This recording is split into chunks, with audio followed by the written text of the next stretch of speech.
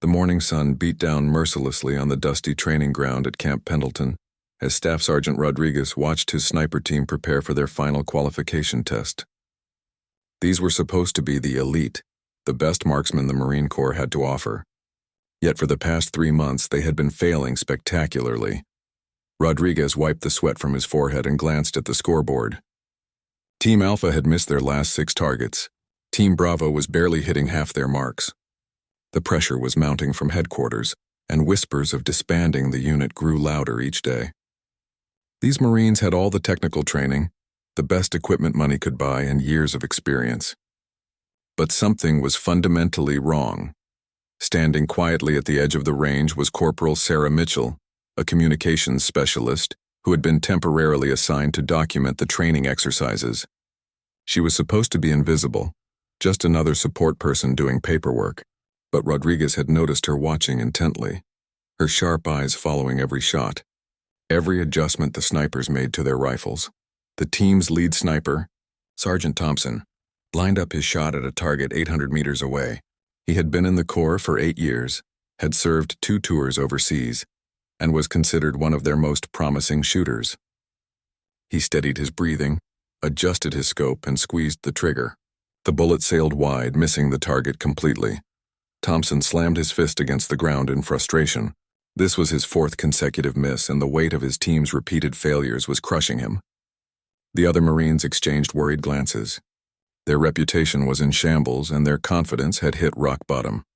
Rodriguez called for a break, and the team gathered under a small shelter to escape the heat. The mood was somber. These Marines had trained for months, studying ballistics, wind patterns, and breathing techniques. They had memorized every manual and practiced countless hours. Yet when it came to actual shooting, they consistently fell short. Mitchell quietly approached Rodriguez with her notebook in hand. She had been observing the training for weeks now, and something had been bothering her. The way the snipers were positioning themselves, their grip on the rifles, even their mental approach to shooting seemed off somehow. "Sir, may I ask you something about the training methodology?" she said hesitantly. Rodriguez looked surprised. A communications specialist questioning sniper training was unusual, to say the least. But with his team failing so badly, he was willing to listen to anyone who might have insights. As Mitchell began explaining her observations, Rodriguez realized that this quiet Marine had been paying attention to details that even he had missed. She spoke about inconsistencies in breathing patterns, subtle differences in rifle positioning between successful shots and misses, and patterns in the failures that seemed to suggest a systematic problem rather than individual incompetence. The conversation was interrupted by the sound of another missed shot from the range. Sergeant Thompson had gone back to practice on his own, determined to figure out what was going wrong. But his frustration was only making things worse, and his shots were becoming even more erratic. Rodriguez made a decision that would change everything. He looked at Mitchell and asked a question that surprised both of them. "Have you ever fired a sniper rifle before?" Mitchell shook her head, but there was something in her eyes that suggested she was willing to try. The team was failing anyway, and conventional methods weren't working. Maybe it was time to try something completely different. The other Marines watched in disbelief as Rodriguez led Mitchell toward the firing line. Some whispered among themselves, wondering if the pressure had finally gotten to their sergeant. Others were curious to see what would happen when someone with no formal sniper training attempted what their trained experts couldn't accomplish. Mitchell picked up Thompson's rifle, feeling its weight in her hands. She had studied the weapon systems in her communications training, but handling one for actual shooting was entirely different. The rifle felt foreign, yet somehow familiar, like a tool she was meant to use but had never been given the chance to try. Rodriguez positioned himself beside her, ready to provide guidance. But as Mitchell settled into the shooting position, something remarkable happened. Her movements were fluid and natural, as if she had an instinctive understanding of how the weapon should be handled. The other Marines stopped their conversations and watched with growing interest. The target was 600 meters away, well within the range that had been giving the trained snipers so much trouble. Mitchell took her time, feeling the weight of everyone's expectations. She understood that this moment could either prove her observations correct or embarrass her in front of the entire unit. As she prepared to take her first shot,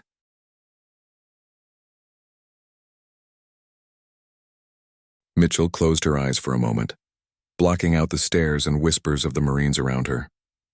She thought about everything she had observed during the weeks of watching failed attempts. The way the experienced snipers rushed their shots when frustrated, how they overcorrected for wind that wasn't there, and how their breathing became irregular under pressure. She opened her eyes and looked through the scope. The crosshairs wavered slightly as she found her target. Instead of fighting the natural movement, she waited for the rifle to settle into a rhythm with her breathing. The other Marines had been trying to force perfect stillness, but Mitchell allowed herself to work with the small, natural movements of her body. Rodriguez held his breath as he watched through binoculars. Mitchell's technique was different from anything he had taught. She wasn't following the textbook positioning exactly, but there was something deliberate and confident about her approach. Her breathing was steady and deep, and she seemed completely absorbed in the moment. Thompson stood nearby, his jaw clenched with a mixture of curiosity and resentment. If this communications specialist could succeed where he had failed, it would be both humiliating and enlightening. Part of him wanted her to miss, to validate that sniper work required years of specialized training.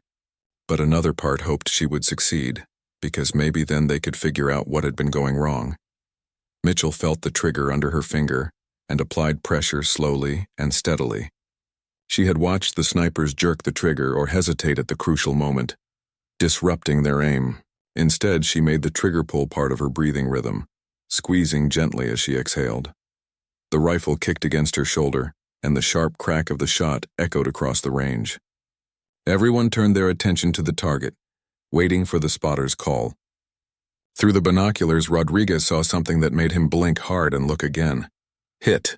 Dead center," the spotter called out, his voice carrying a note of disbelief. A murmur ran through the group of Marines. Thompson stared at the target in shock. Mitchell had just accomplished with one shot what his team had been failing to do for months. But rather than celebrating, she was already preparing for a second shot. As if the first success was just a starting point, Rodriguez quickly called for the target to be moved to 800 meters, the distance that had been giving the team the most trouble. If Mitchell's first shot was just luck, this would reveal it.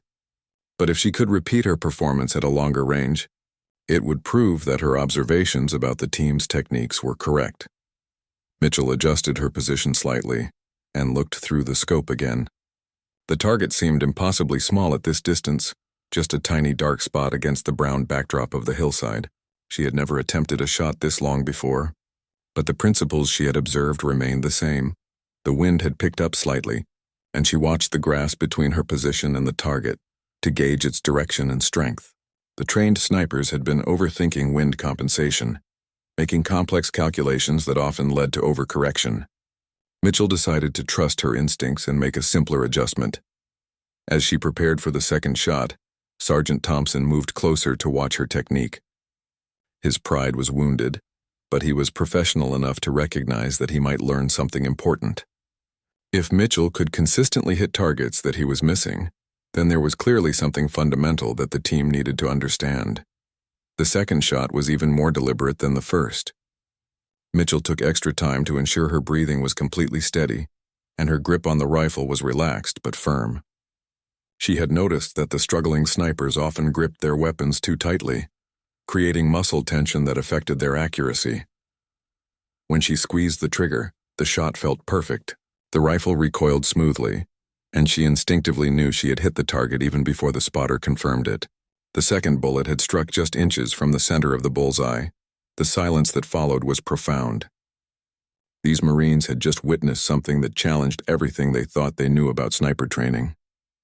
A communications specialist with no formal shooting education had succeeded where highly trained experts had failed repeatedly. Rodriguez lowered his binoculars and looked at Mitchell with new respect. "How did you know to do that?" he asked, referring to her unconventional but effective technique. Mitchell hesitated before answering, unsure how to explain that she had simply watched and learned from the mistakes of others. "I think the team has been overcomplicating things," she said carefully. "Sometimes the basics work better than complex techniques, especially under pressure." Her words hung in the air as the other Marines considered what they had just witnessed. Thompson approached Mitchell, his expression a mixture of curiosity and respect. "Can you show me exactly what you did differently?" he asked. The admission that he needed to learn from someone with less training was difficult, but his commitment to improving outweighed his ego. As Mitchell began explaining her approach, Rodriguez realized that this unexpected development might be exactly what his failing sniper program needed. Sometimes the solution to a complex problem came from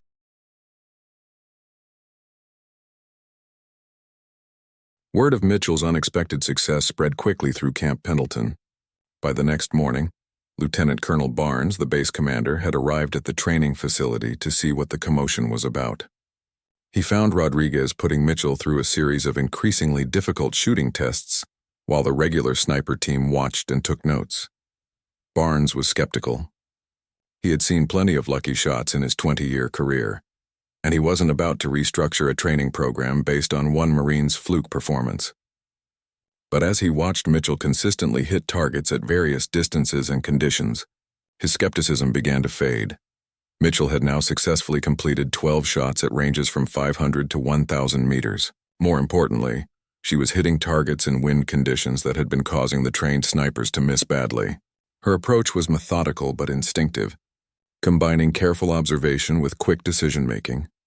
Thompson and the other team members were furiously scribbling notes, trying to capture the subtle differences in Mitchell's technique. She held the rifle differently, breathed in a more natural rhythm, and seemed to have an intuitive sense for reading environmental conditions. Most surprisingly, she appeared completely relaxed while shooting, in stark contrast to the tension that had been plaguing the trained snipers. "Explain to me how this is possible," Lieutenant Colonel Barnes said to Rodriguez after watching Mitchell nail another difficult shot. "This Marine has no formal sniper training, yet she's outperforming your entire team." Rodriguez had been asking himself the same question. After careful observation, he had developed a theory. "Sir, I think we've been overtraining the team. They've memorized so many techniques and procedures that they're second-guessing their natural instincts. Mitchell is shooting with confidence because she doesn't know all the things that supposedly can go wrong." Barnes watched as Mitchell prepared for another shot, this time at a target partially obscured by vegetation. The trained snipers had been struggling with these kinds of shots because they were overthinking the complexities. Mitchell simply adjusted her aim point and fired, hitting the target squarely. The lieutenant colonel made a decision that would reshape the entire sniper program. "Rodriguez, I want you to start over with the training curriculum. Use Mitchell as your baseline. Figure out what she's doing right and build the program around those principles." Thompson, who had been quiet during the discussion, stepped forward. "Sir, with respect, I'd like to request that Corporal Mitchell work directly with our team. We need to understand her methods if we're going to improve our performance." It was an unusual request.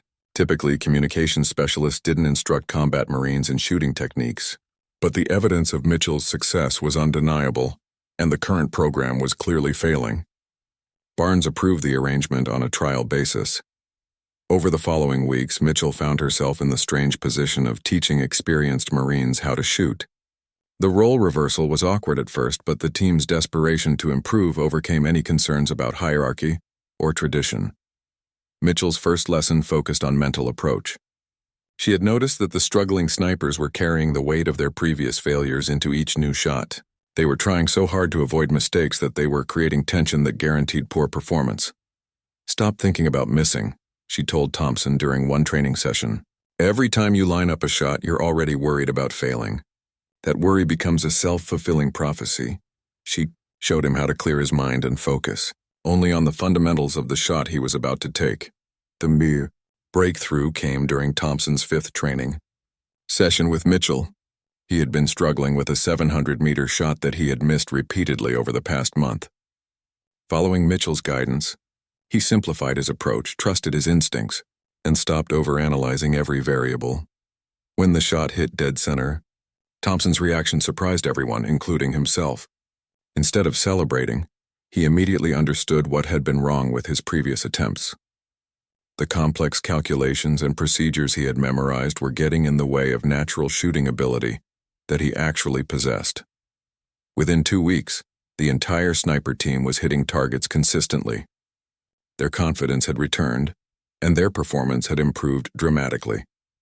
The transformation was so remarkable that other units began requesting similar training modifications. Mitchell's unconventional methods were producing results that traditional training had failed to achieve. But her success was creating new challenges that no one had anticipated.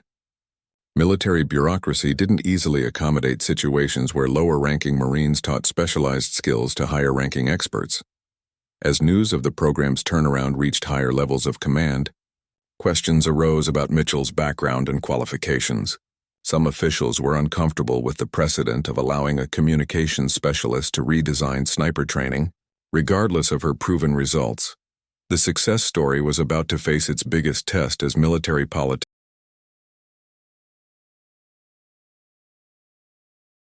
3 weeks after Mitchell's training program had transformed the sniper team's performance, Major General Harrison arrived at Camp Pendleton for an unannounced inspection. He had received conflicting reports about the sniper program and wanted to see the situation firsthand. Some reports praised the dramatic improvement in scores, while others questioned the unorthodox methods being used. Harrison was a traditionalist who believed in established military procedures and chains of command. The idea that a communications specialist had essentially taken over sniper training troubled him, regardless of the results. He arrived at the training range with a team of inspectors, ready to evaluate whether the program met official Marine Corps standards. Mitchell was in the middle of a training session when Harrison's convoy arrived. She was working with Sergeant Thompson on advanced shooting positions, techniques that she had developed through observation and experimentation.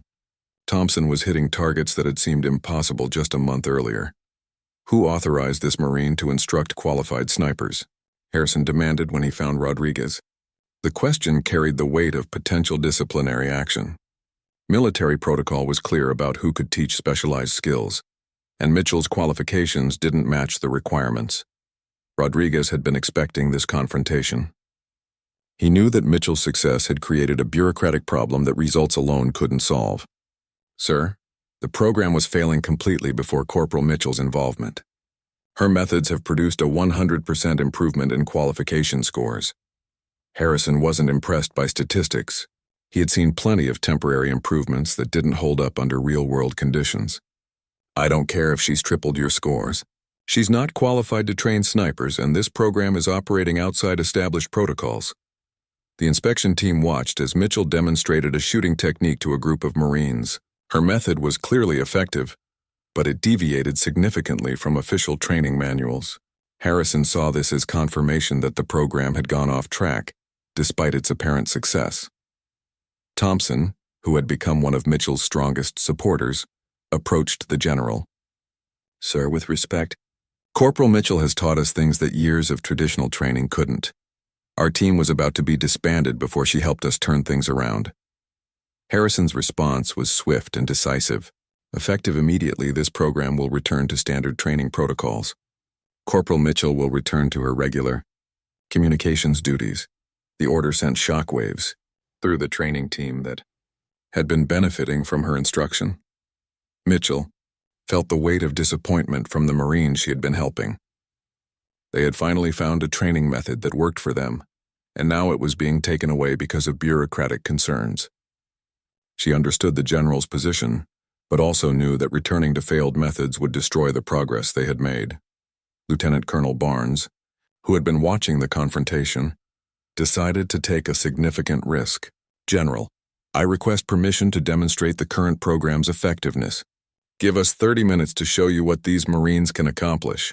Harrison reluctantly agreed, more to prove his point than because he expected to be impressed.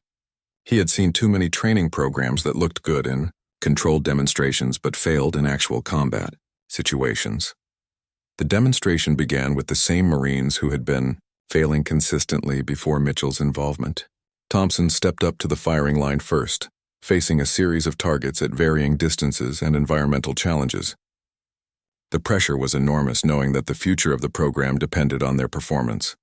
Thompson's first shot hit perfectly at 800 meters in gusty wind conditions. His second shot at a partially concealed target at 900 meters was equally accurate. As he continued the demonstration, it became clear that his improvement wasn't temporary or superficial. The other team members followed, each demonstrating the same level of competence that had been absent before Mitchell's training. They were hitting targets consistently, adapting quickly to changing conditions, and maintaining their composure under pressure.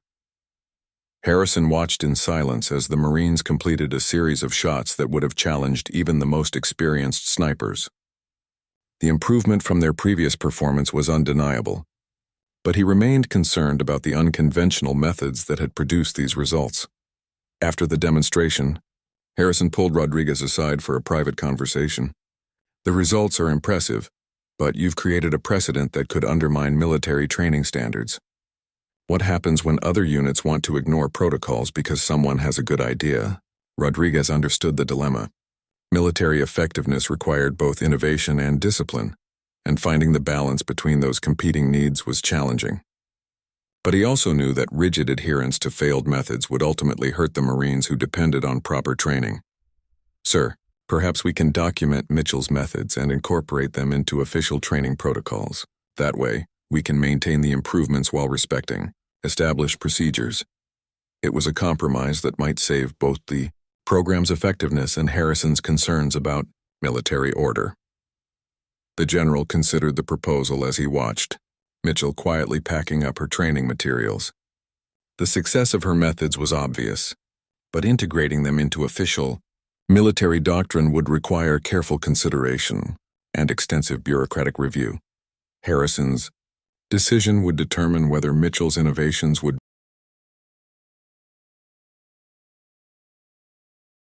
General Harrison spent the night reviewing training manuals and performance data, trying to reconcile Mitchell's proven results with military protocol. By morning, he had reached a decision that surprised everyone involved. Instead of shutting down the program, he would authorize a formal evaluation to determine whether Mitchell's methods could be integrated into official training doctrine. The announcement brought relief to Rodriguez and his team, but it also created new pressure for Mitchell. She would now have to prove that her intuitive approach could be systematized and taught to instructors throughout the Marine Corps. Success would validate her methods, but failure would likely end her involvement in sniper training permanently. A team of military education specialists arrived from Quantico to observe and document Mitchell's training techniques. Led by Colonel Sarah Martinez, these experts were tasked with determining whether unconventional methods could be incorporated into established military education without compromising standards or discipline. Mitchell found herself in the unusual position of explaining techniques that came naturally to her. Breaking down instinctive approaches into teachable components proved more challenging than she had anticipated. How do you explain intuition to people who think in terms of procedures and regulations? The evaluation began with Mitchell training a group of Marines who had never worked with her before. Colonel Martinez and her team watched carefully as Mitchell introduced her fundamental principles: mental clarity over technical complexity, natural movement over rigid positioning, and confidence over caution. The new trainees initially struggled with Mitchell's approach because it contradicted much of their previous instruction. They had been taught to follow specific procedures in exact order, but Mitchell encouraged them to adapt those procedures to their individual strengths and the specific conditions they faced. Sergeant Davis, one of the evaluation participants, exemplified the challenge. He had memorized every technical specification and procedure in the sniper manual, but his shooting performance had remained mediocre. Mitchell's methods required him to trust his instincts rather than rely on memorized formulas. "Stop calculating and start feeling the shot," Mitchell told him during his third training session. "You already know how to shoot accurately. You just need to get out of your own way." The advice seemed too simple to Davis, who had been taught that precision shooting required complex technical knowledge.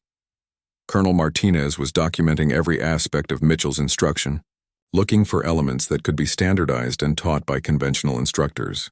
She was particularly interested in Mitchell's ability to diagnose individual shooting problems and adapt her teaching methods accordingly.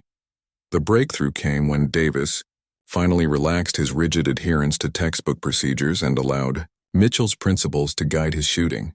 His accuracy improved dramatically within a single training session, validating Mitchell's approach in front of the evaluation team.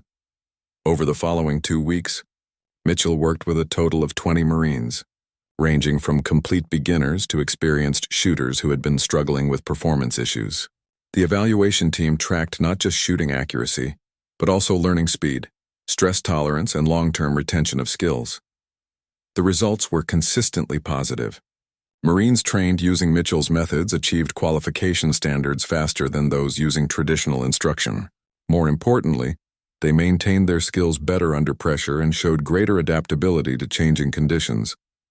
Colonel Martinez faced the challenge of translating Mitchell's intuitive teaching into a curriculum that other instructors could use. Mitchell's success seemed to depend partly on her ability to observe subtle individual differences and adjust her instruction accordingly, a skill that couldn't easily be taught through conventional military education methods.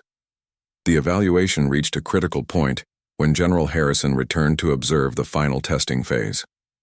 The Marines trained by Mitchell would face the same qualification standards used throughout the Marine Corps, but under more challenging conditions than normal, to test the effectiveness of the new methods. Thompson, who had become Mitchell's most successful student, was chosen to demonstrate the program's capabilities. He would attempt shots at maximum range in difficult weather conditions, the kind of scenario that had been causing failures before Mitchell's involvement. As Thompson prepared for the demonstration, the weight of the program's future rested on his performance.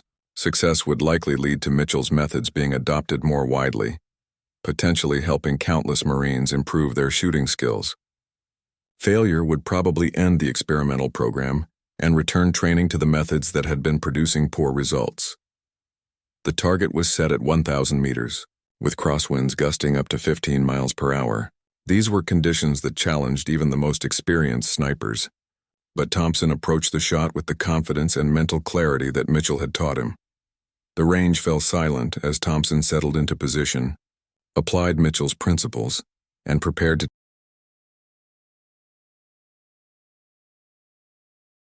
Thompson's finger found the trigger as he applied everything Mitchell had taught him about mental focus and natural shooting rhythm.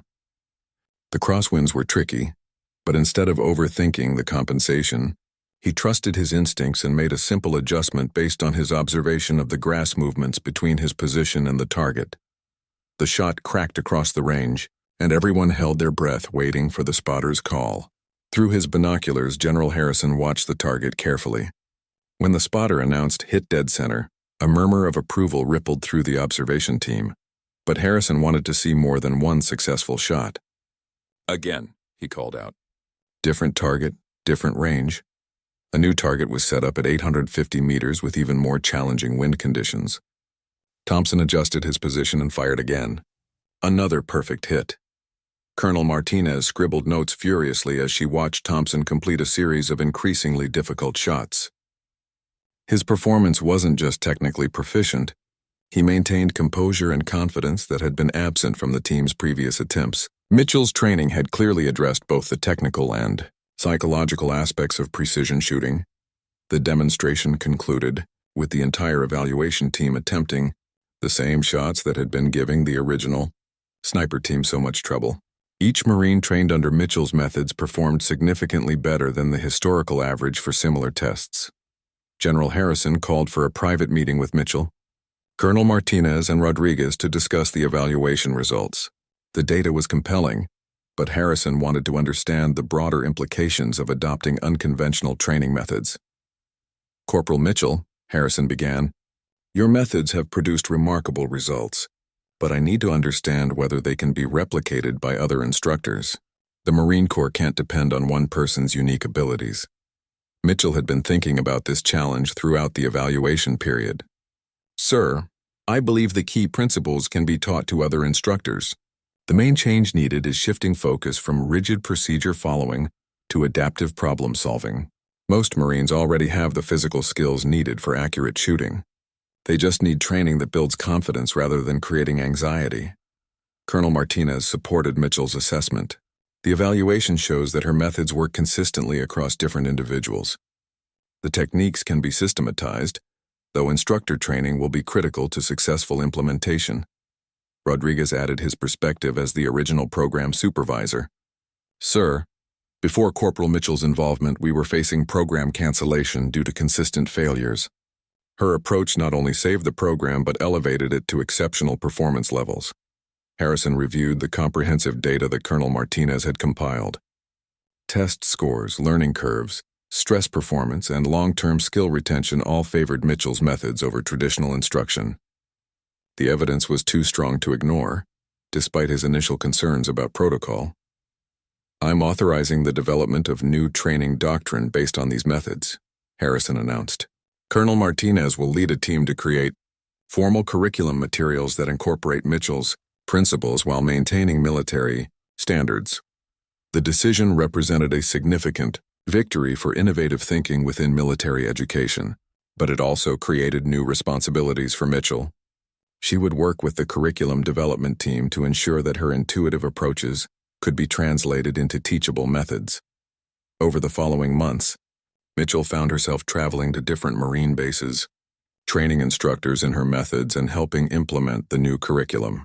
The program's success at Camp Pendleton was replicated at other facilities, with consistently improved performance across all participating units. Thompson, who had been promoted to staff sergeant, became one of the program's most effective instructors.